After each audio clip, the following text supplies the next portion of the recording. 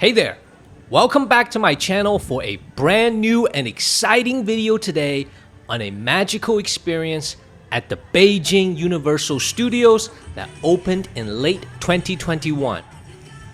I call it brand new because it's a grand opening that took place during the pandemic, and now that the park is at full capacity and the vibe is absolutely incredible, even on a Wednesday when I visited the park, it was absolutely packed. As we go into the park, some basic information about this Universal property. First, I have to commend Beijing urban planning on how easy it is to get to the park. I took the number 7 subway line, and right as I emerged from the station, the entrance to the park was right there. It couldn't have been any more convenient. This is the 5th Universal Studios theme park in the world. Many of us in the States are familiar with the ones in LA and Orlando, but we probably don't know there are actually more Universal properties in Asia, 3 of them, than back in the States.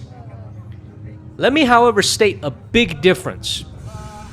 The American properties are divided into multiple parks. For example, the Orlando Universal has 2 separate parks that's connected by the Harry Potter Hogwarts Express and a separate water park. Whereas the properties in Asia are standalone individual parks. This is that 3rd property in Asia. The first is in Osaka in Japan, the second is in Singapore, and Beijing is the latest and greatest. I also like to be totally transparent about prices on my channel, so I'll give you a sense of the entrance fees right now at the beginning of the video. The ticket cost is dynamic based on the day of the week and holidays. I went on a typical workday Wednesday and the entry ticket was 478 yuan. So that's about $70 US. And even though this was a workday on a Wednesday, I was expecting a crowd size of about 20,000 people. So I went ahead and bought the express pass to all the rides. That was almost twice as expensive as the actual entry ticket at 900 yuan or about $130. And as you can see in this photo, even though it's in Mandarin, there are packages where you can buy 5 rides express pass or even a single ride express pass, but I decided to just buy the whole thing. And these things do sell out, especially during holidays and weekends, so plan ahead. And express pass prices are also dynamic, and you can use it only on the ride one time.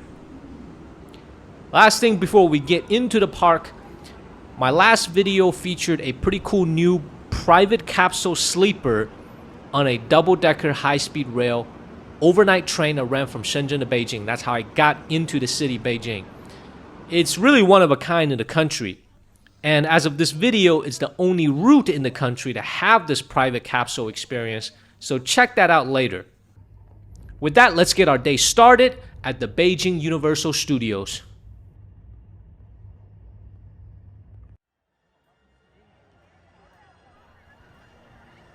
In the morning, the park opens at 10 a.m., but really they start letting folks in about 20 minutes earlier.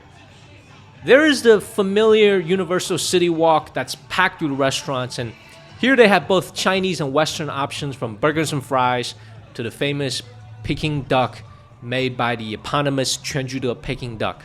And this is usually the moment a Beijing local is going to chime in and tell me that there are far better Peking duck restaurants in the city. But please, let's save that debate for another video.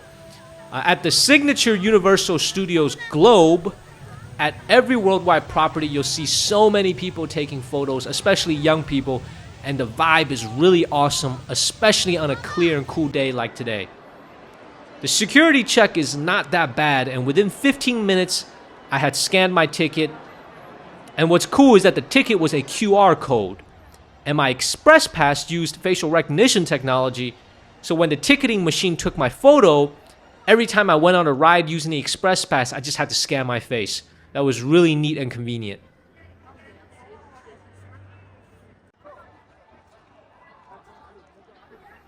The Hollywood Boulevard. That's going to be the first attraction waiting for you when you enter the park. First, there's the famous Beverly Wilshire Hotel, along with lots of souvenir shops that had everything you could want from the Universal and Warner Brothers brands. From the Minions to Kung Fu Panda, and just an endless selection of Harry Potter souvenir. And we're not even at the Hogwarts Castle yet. This is the Hollywood Boulevard. Just goes to show you how amazing the brand staying power Harry Potter has. It's been almost 15 years since the last movie, and nearly 20 years since the last book, and it is still the brand for this park. Just totally packed with people. Wait till I take you to the Hogwarts Castle and Hogsmeade. It's just so many people there. The vibe is awesome. There are also characters like Shrek here taking photos. And here's a cool local touch. The company Tencent has a mobile game locally called Honor that is hugely popular with the Chinese people, especially young people. And the park worked with Tencent to bring in characters from the game for photo opportunities. So maybe there'll be a dedicated ride to in the future to this video game. You never know. The first ride we're going into is basically a Universal Studio tradition, guys. Every property has this. Lights, camera, action. You have to remember that Universal at its core is a fantastic movie studio, responsible for some of the most amazing movie titles in Hollywood history. And this is that one ride that reminds everyone visiting the park how magical movie making is. It's actually very similar to the ride at Disney Hollywood Studios in Orlando called the Great Movie Ride. That was actually one of my favorite rides ever, and I was very sad to see it replaced in 2017. So if anyone watching this feels the same way, if you know what I'm talking about, please let me know in the comments. Anyway, the wait was only 5 minutes long because this ride is not the hottest Harry Potter or Jurassic Park ride that everyone is making a mad dash for as soon as the park opens. So the express pass lane was even emptier. But I hope everyone goes to this ride at Universal so that A, you enjoy and understand the DNA of what the brand is about at its core, and that's making great movies, and B, that consistent traffic would ensure this attraction doesn't meet the same fate as the Great Movie Ride. It's on stages like this. So here's the most famous Chinese director. His name is Zhang Yimou. I'll say that again, Zhang Yimou. He directed the opening and closing ceremonies for both the 2008 Beijing Summer Olympics and the 2022 Winter Olympics. He is a legend locally and internationally. And he's standing with Spielberg here, whose original Jurassic Park movie led to the franchise that is a staple of the Universal theme parks today. Super excited. Let's watch the show.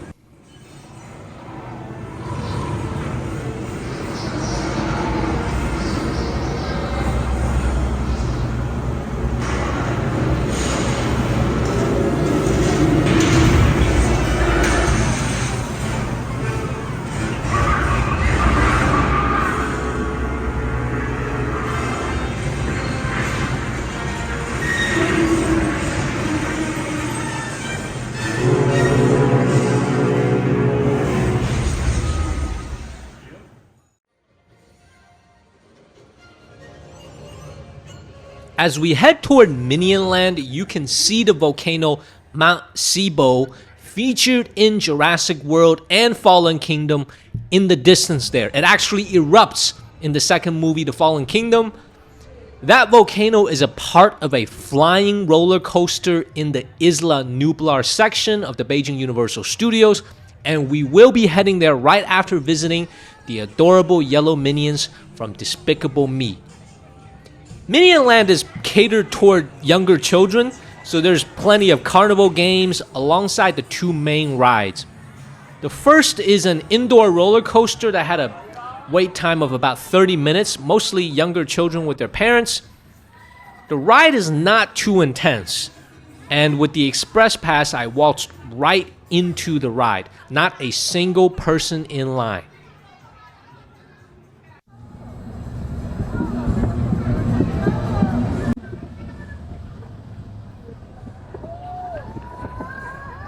Oh, 没事没事，没关系。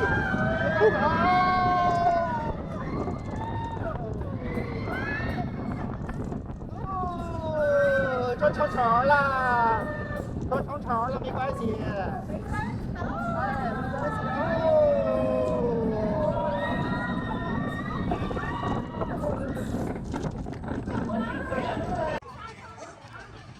The second ride is the indoor 5D Minion ride that is similar to those in other Universal properties. This wait time was longer, 45 minutes, and once again, I only saw 2 other Express Pass users in line as I took my time checking out the cool Minion decorations. Speaking of that, a quick aside, even the restroom in this area of the park was Minion color themed. That's really neat.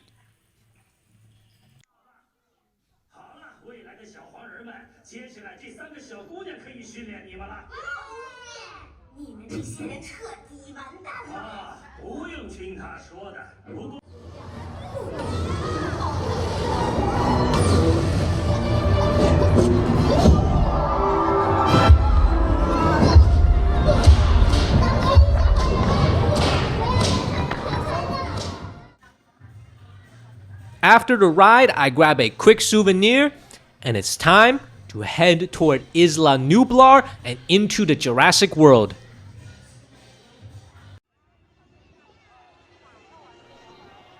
Standing in front of this gate, I couldn't help but feel as if I was in the original Jurassic Park movie. Do you remember when the green Jeeps enter the park and all the chaos happens?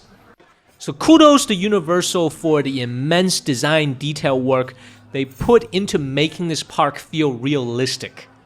The first stop, which I totally skipped, is a 30-minute wait to meet and greet with a raptor, which is just a human in a raptor costume. So I skipped that. It's quite popular, but given this is not a ride, it doesn't take Express Pass. So I would move on and on to the 2 of the most popular rides in the park, starting with Jurassic World Adventure. The wait time was 35 minutes, but really judging by the line, it was probably closer to an hour. The express line was empty, and there were lots of neat decorations to admire along the way, and in less than 3 minutes, it was time to get on board. 检测到恐龙，识别中，对象暴虐霸王龙，安全警报已启动。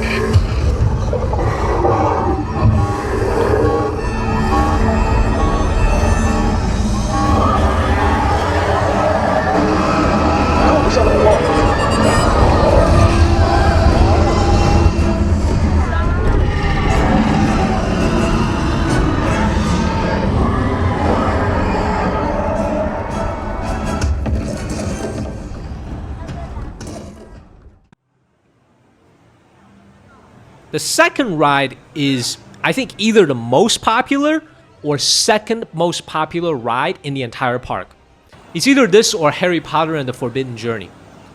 The ride is called Jurassic Flyers, which is unique to the Beijing Universal Studios, and it's located inside the Jurassic World Aviary. Remember the glass aviary that Simon Masrani, the new owner of the park, crashes his helicopter into and lets out all the pteranodons in Jurassic World? Well, the concept behind this ride is that you are a pteranodon and you're flying around. So it's a fairly intense ride.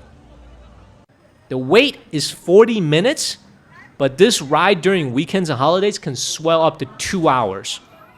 And the Express Pass again saves the day with only a couple people in line.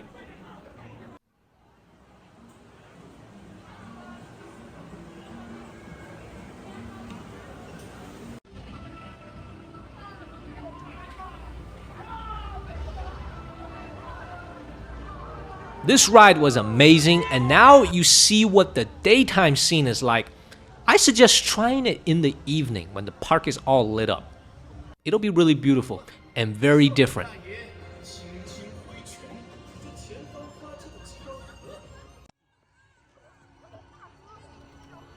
Now it's time to find a place to eat. You see, there's some strategy involved here. I eat after the Jurassic Flyer, so there's not all this food swirling around in my stomach while I'm bouncing around in the aviary. But when it comes to dining, this is where the Beijing Universal Studios absolutely hits it out of the park. There were amazing restaurants everywhere, and this was hands down the most food-friendly theme park I've ever been to. Take that to the bank. The dining options were endless, from convenient fast food to high-end sit-down restaurants. They had it all. Every major theme area had what seemed like multiple diners, and my original plan was to find a simple place and be in and out in 20 minutes until I saw this. I mean, come on. What real fan of the Jurassic Park franchise like myself would skip out at eating at Hammond's? Remember that scene in the original 1993 movie when Dr. Grant, Ellie Sattler, and Ian Malcolm are all enjoying a meal with John Hammond and the kids? I think the lawyer was there too. I couldn't miss out on a chance to eat here. And after a brief 10-minute wait, I got a table with a very nice view of the park. The restaurant is one of the higher-end establishments here, and it was tastefully decorated to pay homage to the movie. The menu was extensive and reflects the restaurant's status. Remember, the currency is in local yuan, so 7-1 against the dollar. I think John Hammond and his lawyer, remember the guy from the movie, who suggested having a coupon day and then ends up getting eaten by a T-Rex while he's sitting on a toilet? Well, I think he would approve of the prices here. I ordered a Hammond's burger for about 128 yuan, $18, and it was an excellent lunch. The fries were crispy. The burger was done perfectly, so I give this place a big thumbs up. And if you're here, the line for Hammond's isn't that bad. Highly recommend you give it a try.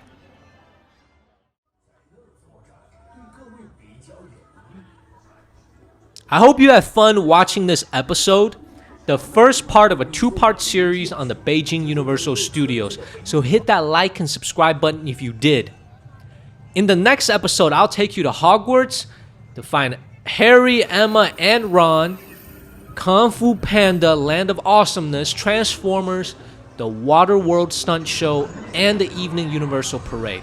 And even more amazing episodes lay ahead as we really dive deep into the Chinese capital, Beijing, from its world-famous Forbidden City to some out-of-the-way cool places that most people have never been to even some hole-in-the-wall diners that will end up surprising you and me combined with their awesomeness. So it's all coming up.